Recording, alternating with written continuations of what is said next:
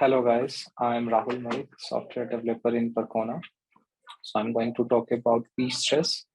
Pstress is MySQL database testing tool, and it can do the stress testing in concurrency, it can do the feature testing, and it can do the crash recovery testing.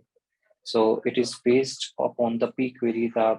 It is developed on top of pQuery. pQuery is also in-house Percona tool, and how it is different from pQuery or MTR or RQG or Sysbench, the existing tool that we use for database testing. So it is different from them is because it uses the real-time metadata, like whatever you are doing some inserts in some table, or you are adding the new column, so that column data will be reflected in all other threads. So it executes very successful queries because the real-time metadata, it knows how the table, and then using the options provided by the user, it generates the load. So it is little different from the existing tools, and that's how it can stress your database in concurrency because it knows the real-time metadata. It's not like it is executing randomly any SQL. So it is executing the SQL which modifies the data in all the threads. So it knows the real metadata state of this. So I will be talking in this session, I will be talking about how you can use this tool for your stress testing or feature testing, and also how can you use this tool for crash recovery testing tool, and who is the audience for this test tool. First of all is your database developer who are developing the new feature, and they want to see like how your feature plays when in a bigger picture, like when you combine like for example, you have added some support of index or something, you have changed some code path in index, how it is going to play with some foreign keys, or with some inserts, or with crashing the server during when in some insert is happening, or in some alter is happening. So that's how it take care of the bigger picture. And also it is used for the people who want to ensure that their database can work in under the proper stress. Like for example, there are thousands, hundreds of concurrency, multiple threads are running, and then you are trying to alter a table to ensure, because that's why we use the database, to ensure everything is available all the time. And then when you want to add a new column, and how it responds when all the data is already in the buffer pool for. So that's how it is to ensure that your database can work correctly under the stress, under the concurrency. And also the third use case is to those who want to ensure that the crash recovery, how when under the extreme load, if your database crashes, how does it recover. So I'm going to talk about all these three things, and also the pillars. I will talk about the pillar on which this database is based. So there are different three things: probability based, and then real-time metadata update, and also the seed concept. So I will be talking about all these things in this session with some example also, where I'll be just executing the load and sharing you. So yeah, so thank you guys. Let's start this session. So guys, I will be sharing you how to use this tool as a regression testing, or as a stress testing, feature testing, or if you want to do it, the crash recovery testing. So I will be showing you all the three use cases. Let me share you the screen.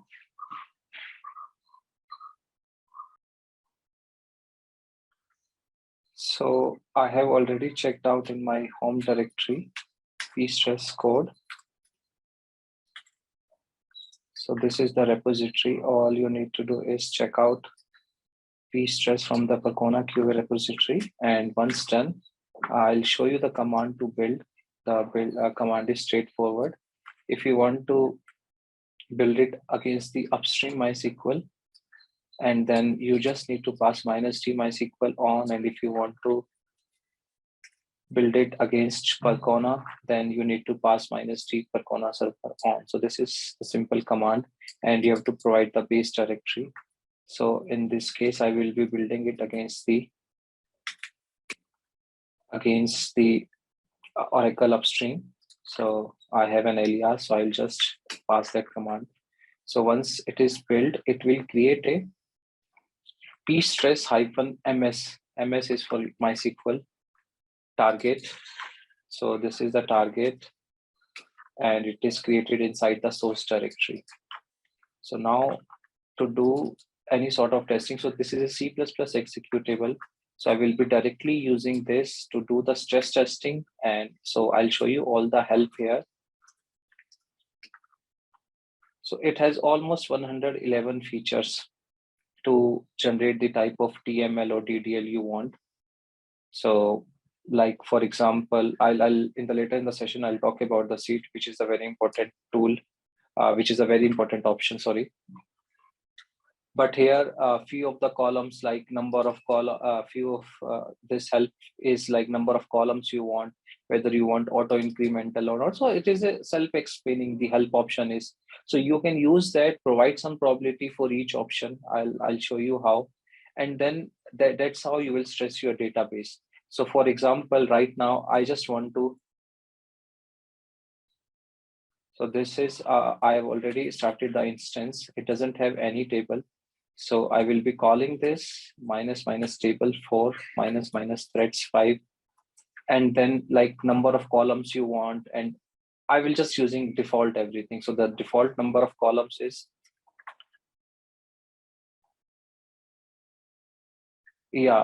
maximum number of default depend upon the page size. For 8, it is, for 8.0, it is 7. For 5.7, it is 10. So for 8.0, the default number of column is 7. So it would have maximum 7 number of columns. I need to provide socket. It uses as a default root user, and let it run for 3 seconds, 4 seconds, or let it run for 10 seconds so that we can see the type of load it is generating. I will not run against the partition tables or not temp tables. So, and maximum number of records you want. Like, for example, I will give it, I want maximum 1000 record. So now, see what type of load it is generating. So it is generating some update, delete, and select. So most of your data by default will be your DML, and it would execute some DDL. I'll show you exactly. So this is the metadata that's I will explain again in some other in some session. So what is that metadata? So right now it has executed the load, and let us see the table structure. So there are 4 tables. So it has 0, 1, 2, 3 columns, some keys. It uses auto incremental, and then row format is redundant. So this all changes. If you see some other table, it would be different key block size. So, and then it will be keep on generating, and then some of the columns are added as the part of the load, and some are the default columns. And so that is how you stress your database. You pick some of the options you want. Like, for example, here I've not picked any particular options. For example, I want to pick some particular option, like I want columns to be 20. Then it will now see so show create table. Initially it has 3 columns, right? Because the default value was 7. If you now see, this one has it has 16 columns, 17 columns from 0 to 17, because I have given the option minus column quantity 20. So based upon that, it will pick some of the columns. So it has picked 16 columns. So you can see the different type of columns. It has char, it has varchar, it also has blob. So, and if you want to see some data, this is the data. It has just 7 rows, because the load doesn't run for sufficient time. Maximum record was 1000. So based upon 1000, it will pick some records, and it will create that number of records randomly. So that is how you do the stress testing. And for example, now I want to do some feature testing. For example, I want to test a feature where a developer has changed the some code path in add column and drop column. So it is recently 8.0.29, and there has been some work done in this area also. So I will give minus minus add column probability 80. So the default is, if you want to see the default probability, grep add column minus 83. So the default is just one. So it execute just one add column per, what is the total load? Like there are, if you see inserts, so the default insert is 600. If you see update, the default update is 200. So this, for every 600 sort of insert, it will just do one add, and for every 200 it will do, this is the ratio of SQL that are executed. So one, by default, one add column will be executed and 600 insert would be executed, and update and so on. You can just grep and find out the default probability for any option. So now I will increase that probability, like add column to 80 and drop column to 80. So now it will have a lot of add and drop columns. So now that's how you are doing a feature testing. You will be executing lot of add and drop column. I will increase the thread also, so that it executed in lot of threads, and some table also, like let me have 10 tables. So now see the type of load it is generating. So it has metadata created randomly. It means, first of all, so the process, it creates the metadata and then it starts the load. So once the metadata is successfully, it will run the load for how many seconds? What is the default second? Yeah, just for 10 seconds. Show process list. So you can see that it is executing lot of add, drop column, drop column, drop column, and then add column. So it is executing a lot of this type of DDL because that's what we have given right now. So it is completed. So if you see the SQLs, it generated here. 1 minute. So you can see the total number of DDL it has executed.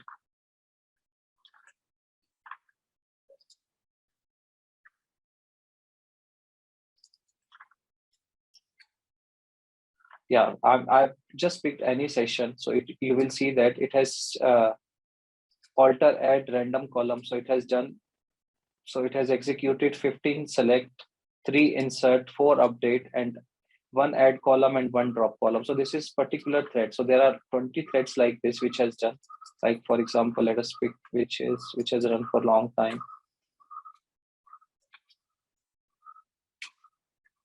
So this is the SQL again. There were select two, insert, 1 update, and three drop column randomly it has done, and out of this 2 were successful and 1 was, because of some error, one got aired out.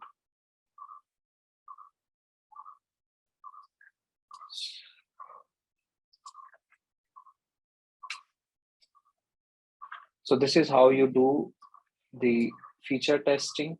And I've talked about the stress testing. For stress testing, all you need is to put a lot of threads and provide the different seed values. We'll talk about the seed also. Yeah, so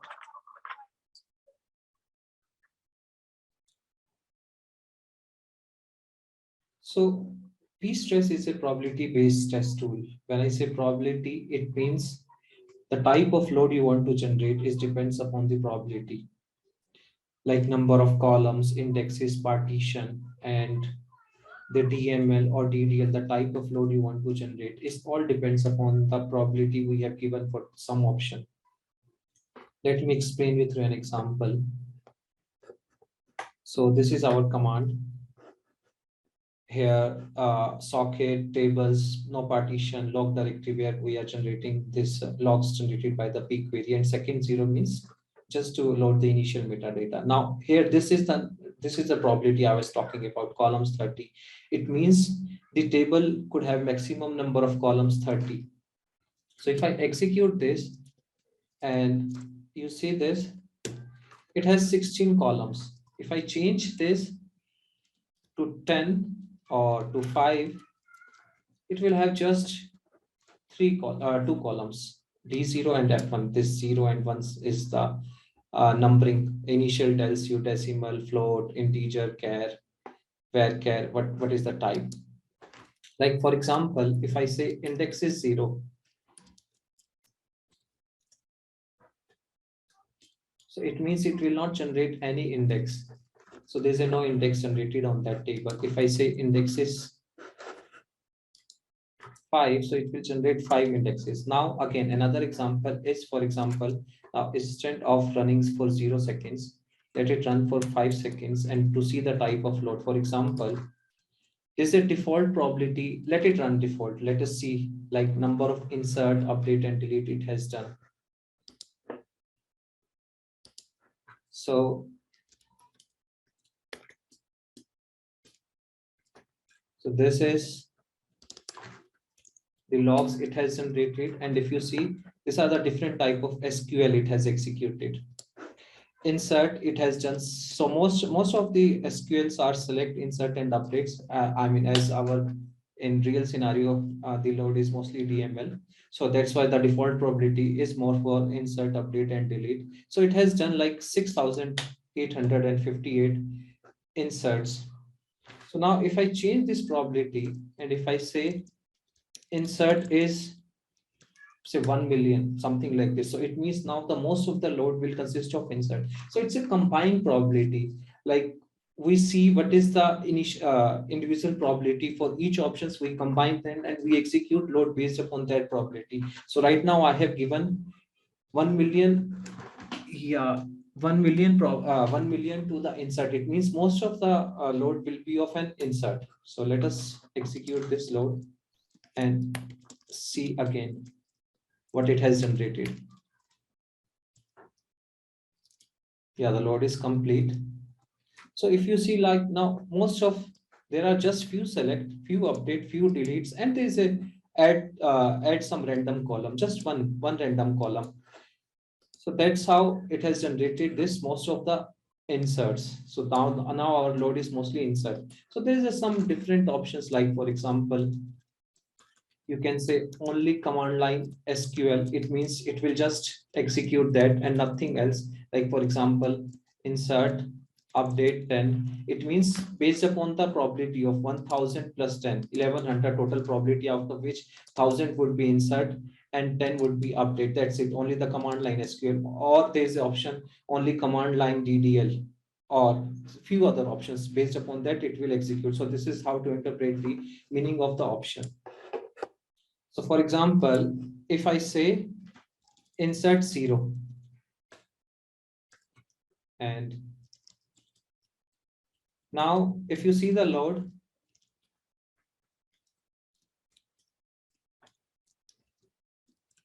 it is still running. Yeah, it is done now. So insert, yeah, there's no insert value here. So it has not done any insert because I have given insert. So this is how the probability based tool works. So the type of load you want is totally depends upon the probability we have given. You can execute mostly DDL, just DDL if you want to focus on a feature, and then we just give an option like, okay, execute alter table space, add alter encryption or something like that. So just execute that pure DDL, nothing else. So it will do that. Everything is based upon the probability.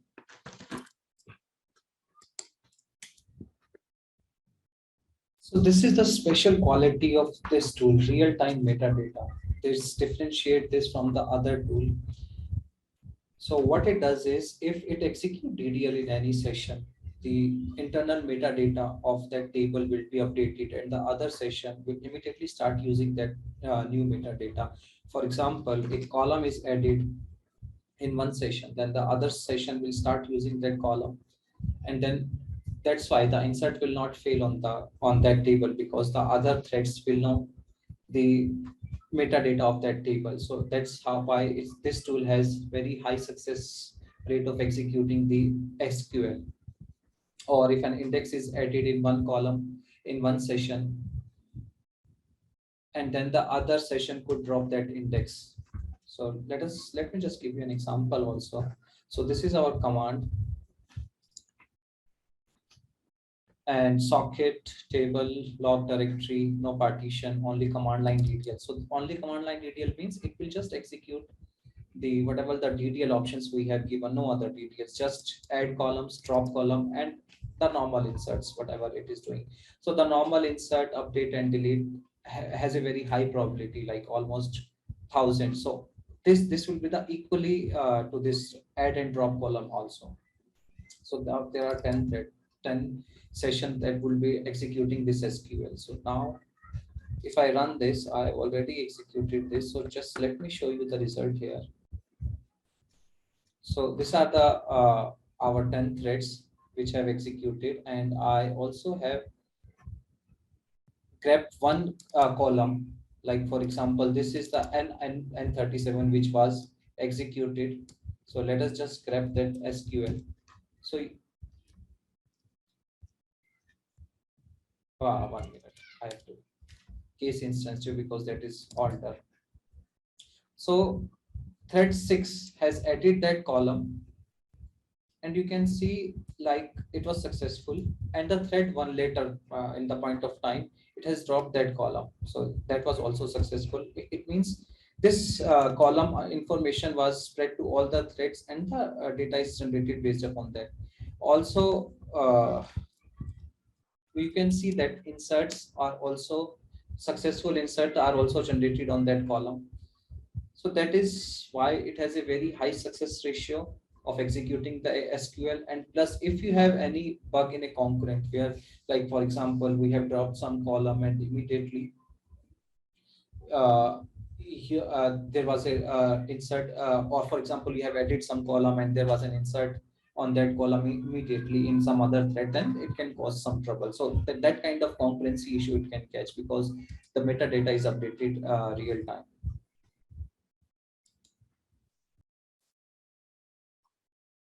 So guys, let me explain you the concept of seed. So Pstress uses a random number generator. What does it mean is it generates the random number, and that numbers are used to generate the type of query, the type of initial table structure, and everything. And when you use a random number generator, there is a seed concept, mathematical concept. As long as you use the same seed, it will generate the same random numbers. And if you change the seed, it will generate the different random numbers. So how you interpret this in the Pstress, as long as we have the same seed, we will get the same table initial structure. It will have same number of rows and exactly same amount of data. If we change the seed, then the number of columns, type of columns, and everything will be changed. So let me explain you with an example. So this is the command, and let me explain all the things in this command. Tables, I will be just using one table. There will not be any partition tables in that, and it will be executing in single thread, and there will be just 4 records. And second 0 means it will just run for its 0 seconds after loading the initial metadata, and just for logging purpose. And exact initial record means if I have record 4 and I have this option, then it will generate exactly the 4 records. Otherwise, it will randomly generates records, and there will be maximum 5 columns, and the seed is 4. So if I execute this, and you can see the structure of TT1. TT1 is the type, the table structure it generates. So you can see right now, like it has medium text and int column. So if I change the seed value to, for example, say 5, then you will see that the complete table structure is changed. Now it doesn't have. See, previously it has medium text. Now it has just char, var, char, and int. So this is the concept of seed. If you change the seed, it will generate the different type of load. So if you can reproduce some bug, most probably you have to use the same seed. If you change the seed, then it will generate the different type of load.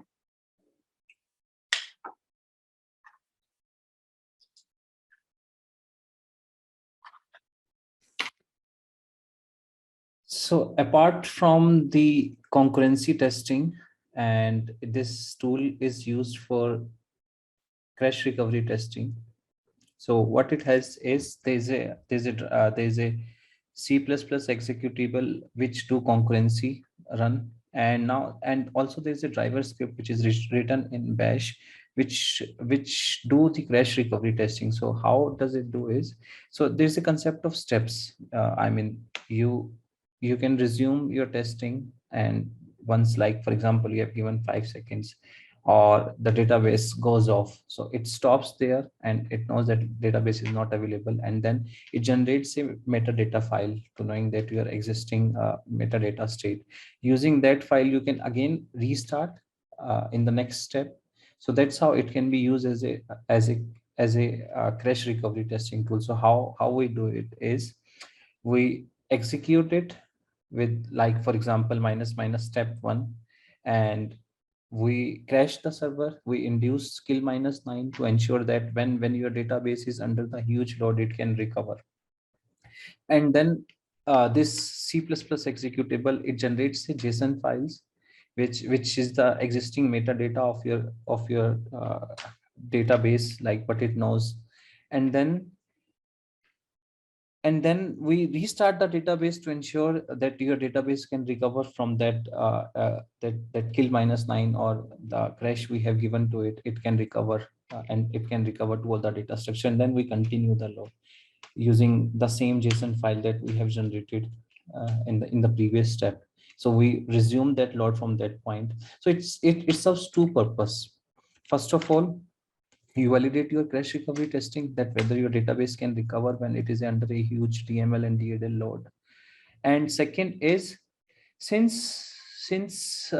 there's a concept of steps, and for example, you have introduced some corruption at step 7, so all you need is, you know that you have a database ready after the step 6, so which you can start, and then replaying from that step only. Like you just need to replay from that, like last 10 or 20 seconds.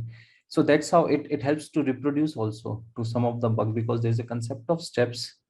And if a crash introduced on the 7th step, you can start from the database of 5th step, because it will start properly, and then you can just replay all the SQL using this again Pstress, and then you can reproduce that crash. So this multiple steps, it also helps the crash recovery testing tool, as well as ensuring that you can reproduce the concurrency issued bug easily, because now instead of like hitting some bug after 1 hour, you have a multiple steps where you save your data directory at like after each 2 minutes or 3 minutes. So if some bug is introduced at 60th second, you know that you can start from the 55 seconds, and you just need to replay the last 2 to 3 seconds. Plus this can also be, like for example, you need a very long load, so this can be also adjust with an option, like instead for running for 30 seconds, you just give a very long run to see some sort of that corruption. So hello guys, now I will talk about how you can use this test for your crash recovery, and also to automate the test cases for this thing. So to do that, let me share my screen.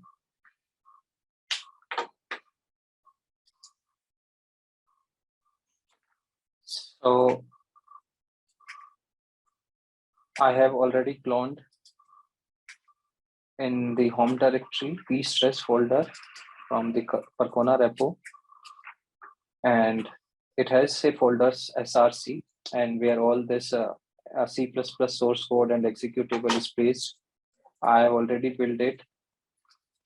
So it already has a pstress ps executable, and this is the folder pstress. where your bash script and everything, it is developed on top of pquery. So most of the scripts are inherited from the pquery, and this is the main script pstress run.sh, which we will execute and which uses a configuration file. And by default, it uses a pstress run.configuration file. I've already modified that. I will show you what all difference I have done in that. I've changed the base directory, and I also changed the working directory. So it will randomly generate uh, a directory in your temp directory, in my home temp directory. So let me just clear that.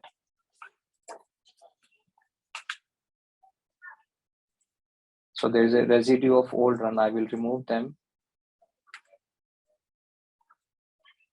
Yeah. And now I will start the pstress run.sh, which will be using the base directory from my Percona server, and also which will be using the configuration file of this pstress run.cnp. Let me show you the configuration file as well. So this is the configuration file developed by Mohit. Mohit take care of all the updates in this bash script. So this is it is using the pstress ps by default. If you want to change it to upstream, then you can just mention minus ms or wherever is there. Dynamic query parameters. So it tells like what all options do you want to use for pstress. Right now it uses the bare minimum like tables and records, and that's it. Log all queries, log failed queries. But you can, if you want to do some real testing, you can mention like number of indexes, number of columns, and if you want to do some feature testing, you can mention it. And right now I'm not changing anything, just because I'm going to show you an example here. And like what all this is option, like what all type of kill it do. Kill 9. So kill 9 is just a random crash. Kill 4 is with your with generating the core file, and signal 15 is most like a shutdown, giving a signal. So by default it uses a signal 9. So that is what like I'm talking about. We are doing the crash recovery testing, so we use this by default the signal 9. And number of trials, number of steps. So this is it. I've already talked about these steps. So steps or trials, so it will be run in a 50 steps by default. So since it has inherited from pquery, so that in-file option was used in pquery, and that's it. Most of the other options are random, and this is MySafe, the options that you use for MySQL to start MySQL, and number of threads you want to run. And the same thing you can pass here also, dynamic query parameter. So pstress run.sh is the script I'm going to execute, which default uses the pstress run.cnp, and it will run your database. It will start MySQL, and it will run the load pstress in multiple steps. With each step, we will be killing the server at the end of the step, and then it will generating the JSON file. The C++ executable pstress ps will generate a JSON file, which we use in the next step to restart your metadata and continue the load. So this is the trial run, ensuring there is a no relevant server running. So previously it has cleaned everything. It has started the MySQL and waiting for the run to start, and then it will start your pstress ps. So and then once the trial 1 is completed, we will kill the server and we'll restart it. In case of any failure, it will save all the important directory that is required to replay the bug. So that is about the pstress run.sh, the bash script, which is used to replay, or which is used for crash recovery testing, and also the automatic testing. I mean, normally instead of running a single pstress for a very long time, which reduces the chances to reproduce the bug, we do it in a multiple step, and we save the database, and so that you can, in case of any crash, you just need a delta time to repeat that.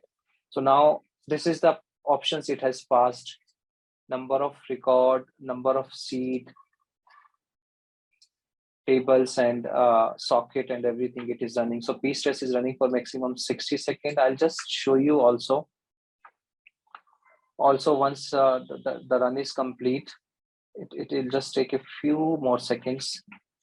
So it is running now, and this all options, I haven't modified any option. If I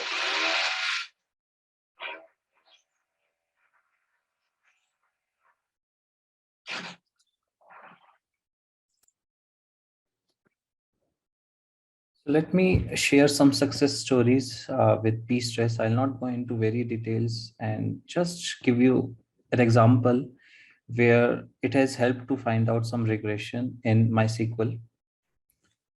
So, uh, it happens because when we develop something and we do not consider the very big picture, because I mean database are very complex and MySQL is very complex, so you may miss some scenarios which can happen only if during the concurrent load. So like for example, this is the recent bug I have fixed. Let me share the screen. So PS8190, and it is a debug crash, and it happens. So there are a lot of scenarios involved in this. First of all, you must have some index on a table, and then there should be some entry of that index in the buffer pool. And when you discard the table space, then it make that entries, doesn't remove entries from the buffer pool. And if it is followed by a drop table, and then your server crashes, because then it tries to remove that entries, and which doesn't have any parent in the buffer pool, because that link was removed as a part of drop table space, and not and but they were not removed. So very small bug, but it only comes when there are a lot of mixed scenarios with it. You have a DML, you should have an index, and then it should be in the buffer pool, and then followed by a discard table space, and then a drop table space where the asset actually hits. So there's a complex scenarios.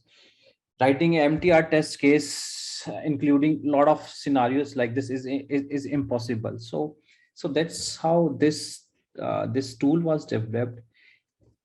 There were individual SQLs, they were all combined together, and then you can run them and you can find the regression in your systems.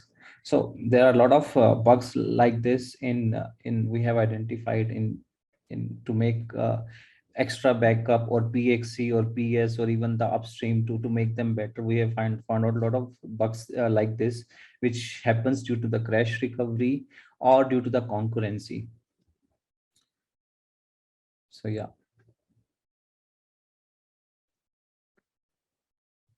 The scope of this tool is only stress testing and crash recovery, and it cannot be used for to check the to validate your data. Like for example, if we have done some DML, whether that data is updated properly. So it doesn't do that. So you just insert some data. If it is successful, then it will assume that it has been it has been added to your database. And yeah, so this is the limitation of this tool, that it doesn't do any validation, which is it is developed for. And the second thing is, it is written in C++, and since it involves real-time metadata update, so you to add a new feature, like for you have to add you have to do this real coding in C++ and add that. Like for example, if you introduce some new feature, some instant add column or something like that, then you have to actually go inside and do the coding in C++ and add that. So it takes more of a developer knowledge to update this tool.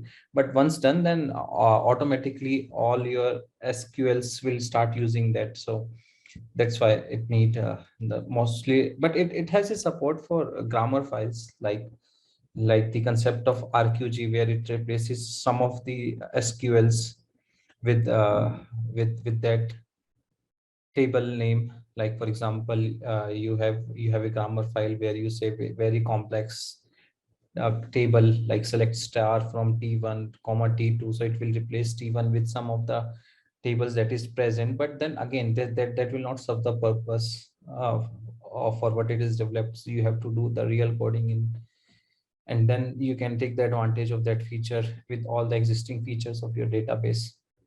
So that is the limitation. You need to have a proper C++ knowledge to develop this tool. And yeah, these are the major two, I think, with this tool.